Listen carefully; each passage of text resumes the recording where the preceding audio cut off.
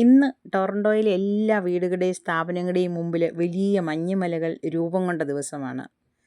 ഈ വിൻ്റർ സീസണിലെ ഏറ്റവും വലിയ സ്നോഫോൾ ഇന്നായിരുന്നു.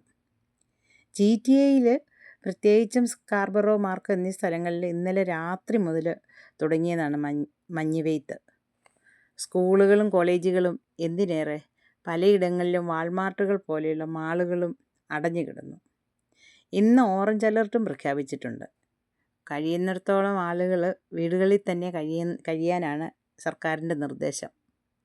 നിരത്തുകളിൽ നിരവധി അപകടങ്ങൾ സംഭവിച്ച ദിവസം കൂടിയാണിത്. ഈ മഞ്ഞ് പെയ്യുന്ന കാലങ്ങളിൽ മഞ്ഞ് പെയ്ത്ത് കൂടുതലാണെങ്കിൽ ഇതുപോലെ റോഡ് അപകടങ്ങളും കൂടാറുണ്ട്. നിരത്തിൽ സ്റ്റക്കായിപ്പോയി നിരവധി വാഹനങ്ങൾ ഇന്ന് കാണാൻ കഴിഞ്ഞു. പ്രധാന റോഡുകളിലെ മഞ്ഞ് മുനിസിപ്പാലിറ്റിയുടെ 1500-ലധികം വരുന്ന ക്ലീനിങ് സ്റ്റാഫ് വിശ്രമമില്ലാതെ നീക്കുന്നുണ്ട്. എന്നാൽ ഇടറോഡുകളിലെ സ്ഥിതി പരിതാപകരമാണ്. ചെറിയ കാറുകളൊക്കെ റോഡിൽ സ്റ്റക്കായിട്ട് ആൾക്കാർ തള്ളി നീക്കുന്നതൊക്കെ കണ്ടു. ചിലയിടങ്ങളിൽ 2 അടിയും മറ്റു ചിലയിടങ്ങളിൽ 3-4 അടിയും കനത്തിൽ സ്നോ വീഴ്ചയുണ്ടായി.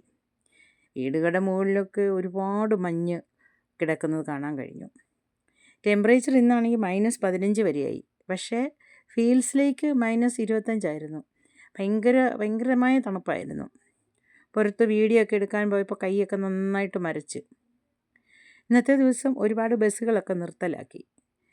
വിസിബിലിറ്റി വളരെ കുറവായ ദിവസമായതിനാൽ ഡ്രൈവേഴ്സിന് നന്നായി വണ്ടി ഓടിക്കാനൊക്കെ ബുദ്ധിമുട്ടുണ്ടായിരുന്നു. അതുകൊണ്ടാണ് ഇന്ന് ബസ്സൊക്കെ ഒരുപാട് സർവീസ് നിർത്തലാക്കിയത്.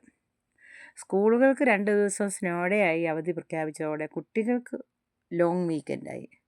പാരൻസിന് അതോടെ ഭയങ്കര ആശങ്കയും. കുട്ടികളൊക്കെയും പുറത്തുപോയി സ്നോമാൻ ഉണ്ടാക്കി കളിക്കുകയും മഞ്ഞിലെ പല കളികളും അവർ എൻജോയ് ചെയ്യും. ശനിയാഴ്ച ഉച്ചവരെ സ്നോ അക്യുമുലേഷൻ ഉണ്ടാകുമെന്നാണ് അറിയിപ്പ്. ഉച്ച കഴിഞ്ഞതോടെ കാറ്റ് ശക്തി പ്രാപിച്ചു. ഇത്രയും മഞ്ഞ് പെയ്തിട്ടും ഈ രാജ്യം എത്ര നന്നായി പൗരന്മാരുടെ യാത്രകളും മറ്റു കാര്യങ്ങളും ശ്രദ്ധിക്കുന്നു എന്നത് വളരെ ആകർഷകമായ ഒരു കാര്യമാണ്. നമുക്ക് വളരെ അത്ഭുതം തോന്നുകയും ചെയ്യും.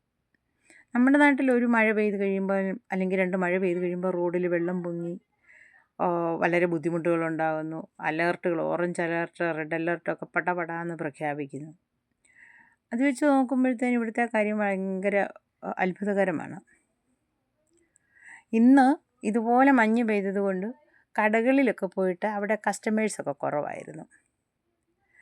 എയർപോർട്ടിലാണെങ്കിലും പിയേഴ്സൺ എയർപോർട്ടിൽ പല ഫ്ലൈറ്റുകളും ഡിലേ ആണെന്നും കുറേയേറെ ക്യാൻസലേഷൻസ് ഉണ്ടായി എന്നും റിപ്പോർട്ട് ചെയ്യപ്പെട്ടിട്ടുണ്ട്.